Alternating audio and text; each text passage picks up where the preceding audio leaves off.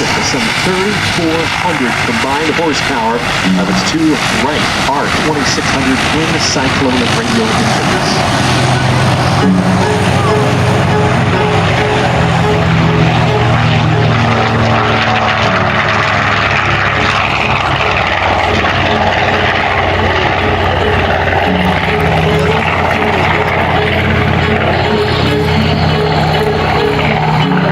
The nearly 10,000 B-25 Mitchell bombers produced by the North American company, this was their first twin-engine aircraft.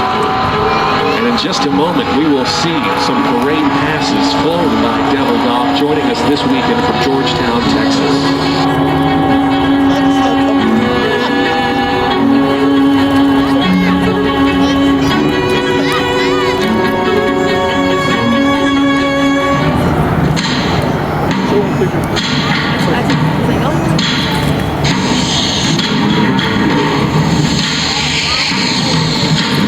After the Japanese attack on Pearl Harbor in December of 1941, a plan was devised to attack the Japanese home islands utilizing 16 B-25 Mitchell bombers flown by the U.S. Army Air Corps. This top secret raid was led by Jimmy Doolittle and was accompanied by his co-pilot Dick Cole. Having launched off the USS Carrier Hornet aircraft carrier, the now famous Doolittle raid raised the morale on the home front and sent a message to the Imperial Japanese. We now watch from the left for a demonstration of what the enemy would have seen on that fateful day of April 18, 1942.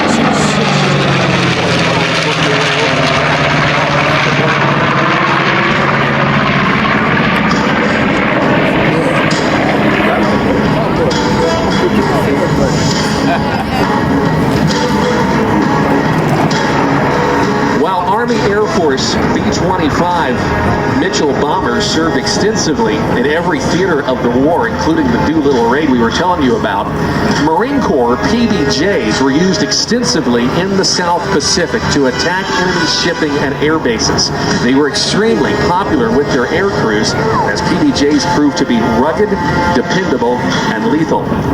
This aircraft that we are seeing today, known as Devil Dog, was built originally in 1945 as a B-25 Mitchell bomber, but it was later converted to the paint scheme and retrofit of the PMJ, the moniker for U.S. Navy and U.S. Marine Corps operations. Capable of carrying a payload of some 2,300 pounds of bombs internally, we watch again from the right as John Cotter and Beth Jenkins approach.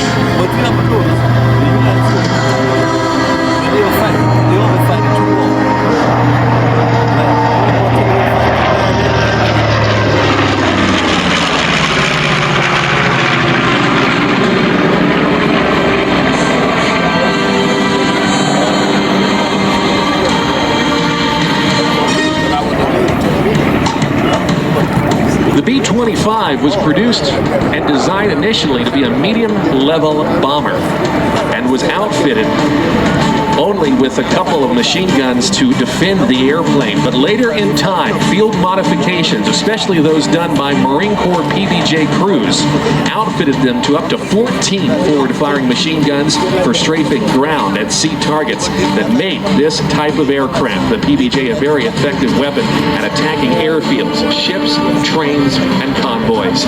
Even one model carried a 75mm cannon in the nose, essentially a Sherman tank gun. You can imagine some four of these PMJs approaching a Japanese airfield at treetop level with 56 50 caliber machine guns ablaze, as well as parafrag bombs raining down from the bomb bay as the formation flew overhead. The Marine PMJs earned the nickname of Treetop Terror.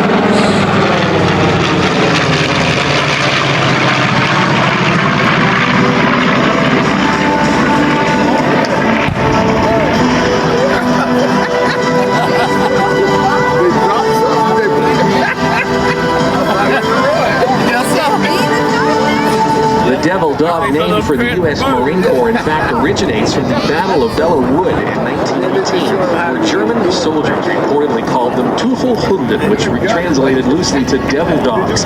This name stuck and became a symbol for the Marines' fierce fighting spirit. The Devil Dog nickname wasn't only just a term for the entirety of Marine Corps, but also became associated with particular units, specifically with Marine bombing squadrons that flew these North American PMJ bombers in the Pacific theater of operations during World War II.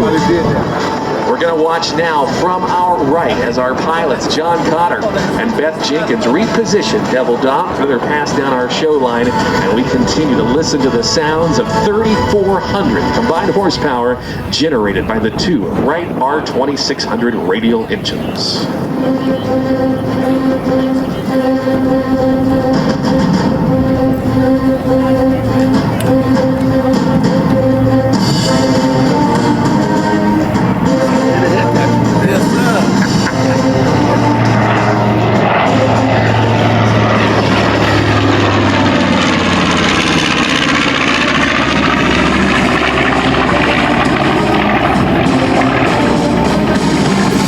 It was during the 1940s that America was at war, and it was felt on the home front as thousands of young Americans made their way to Europe and the Pacific.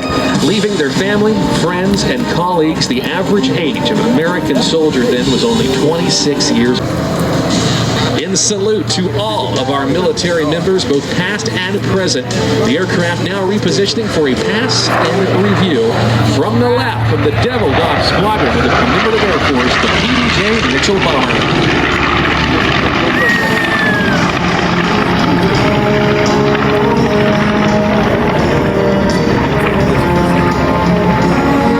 No one does it better. Let's put our hands together for our Commemorative Air Force aviators.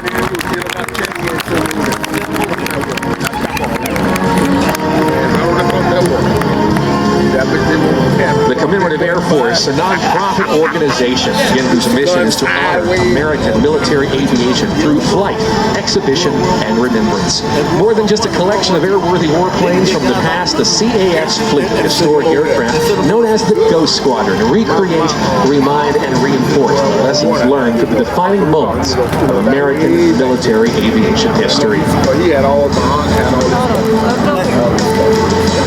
The Devil Dog Squadron of the CAF is honored to be part of this iconic air show here at MCAS Beaufort.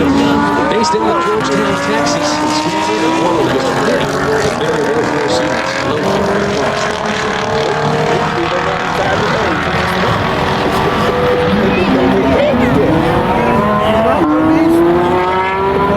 What a sight it is to witness this iconic piece of American history. And please note that we do not fly these airplanes to glorify war, but rather to remember the sacrifices of our veterans and to tell their stories.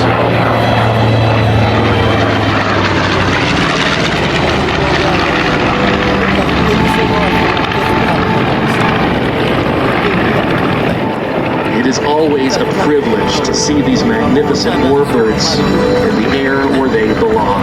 It's undoubtedly one thing to see a historic military aircraft sitting in a dark corner of a museum someplace, but yet a totally visceral experience to see one flying in the sky. You too can support the efforts of the Devil Dog Squadron and the Commemorative Air Force by donating today at devildogsquadron.com and by visiting the aircraft on static display.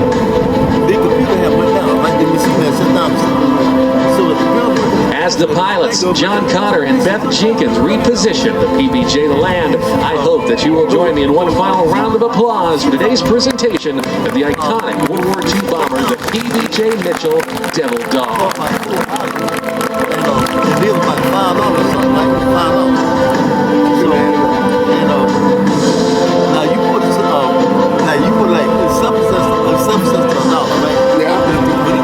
Now again from the right, another big round of applause for them, expert demonstrating the great flying characteristics and showcasing to us this iconic aircraft. I look at her, I just she look at me, she just shook her head.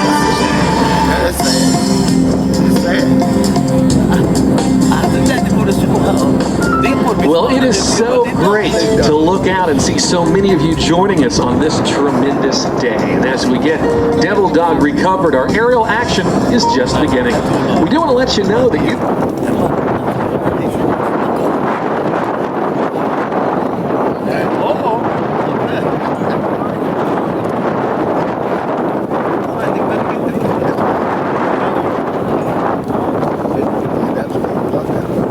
little thing. Yeah, that one. That's the one beat.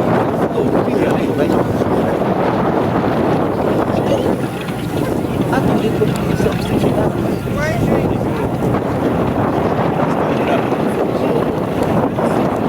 But they still put that in substation.